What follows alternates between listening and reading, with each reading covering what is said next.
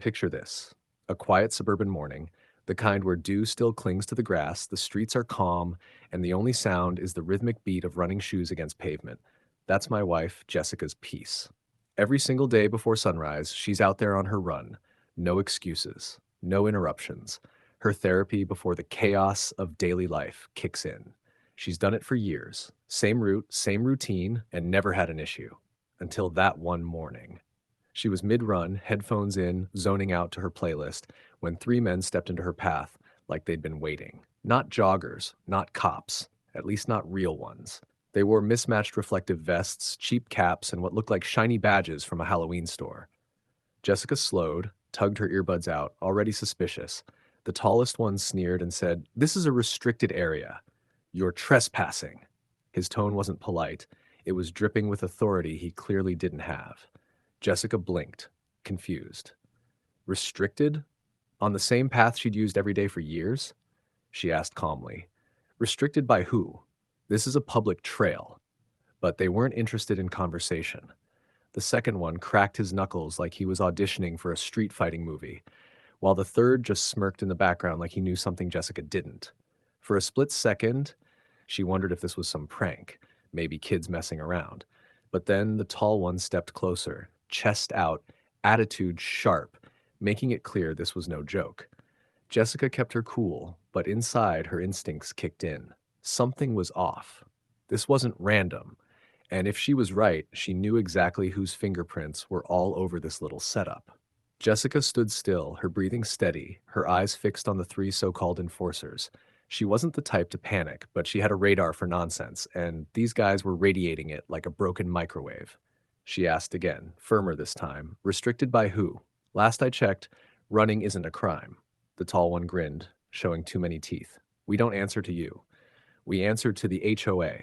Orders are orders. Now Jessica's suspicions solidified into certainty. HOA enforcers? That wasn't even real, and there was only one person bold enough, petty enough, and ridiculous enough to invent such a thing.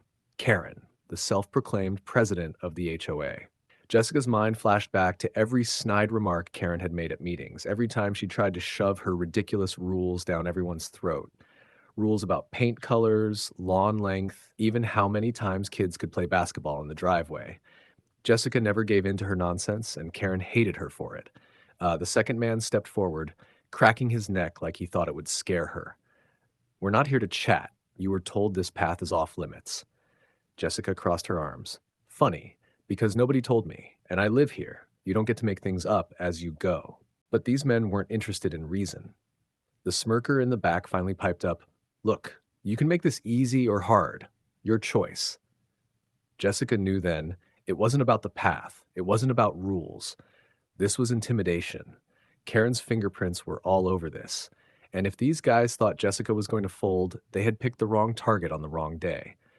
She shifted her stance just slightly, preparing.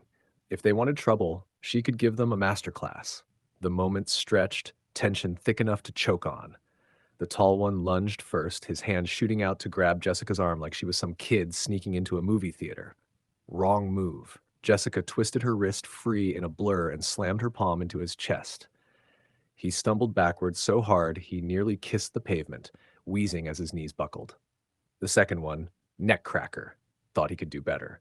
He came in swinging wide, a haymaker punch that might have looked scary in a bar fight but left him open like a textbook diagram. Jessica ducked, drove her elbow straight into his ribs, and he folded faster than a lawn chair in a hurricane.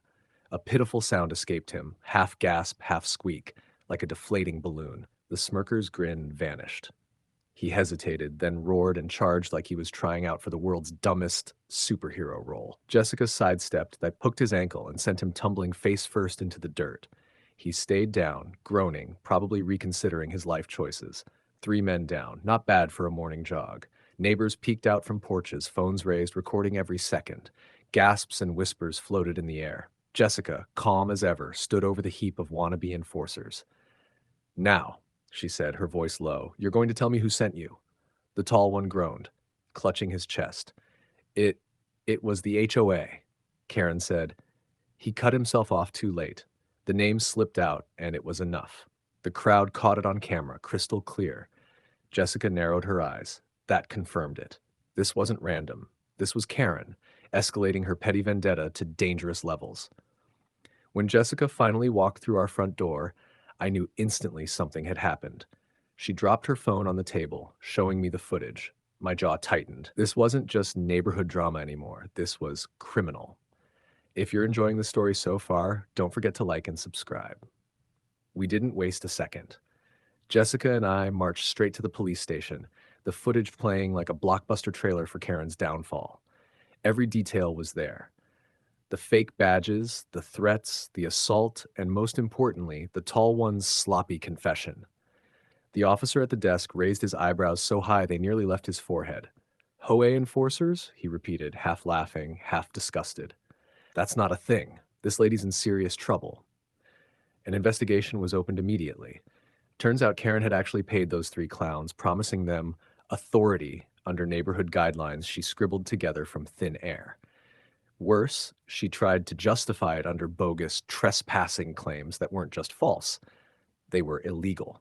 The police slapped her with charges including impersonating law enforcement under State Code 882.2174, conspiracy to commit assault under 18.222, and harassment under 18.260.3.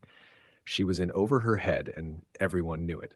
Word spread faster than wildfire. Neighbors gathered outside her house, phones in hand, chanting, "HOA Karen busted!" as officers led her out in cuffs. Cameras flashed, kids cheered like it was the 4th of July, and even the mailman stopped to clap. Karen tried shouting about my authority and the bylaws. But nobody cared. She wasn't president of anything anymore. She was just a criminal in the back of a squad car. The court case was brutal. The judge, tired of her interruptions and excuses, finally snapped. This neighborhood is not your kingdom, and these people are not your subjects. She was fined into oblivion, banned from HOA leadership permanently, and ordered to pay damages to Jessica for the stunt she pulled. Her reputation? Shredded.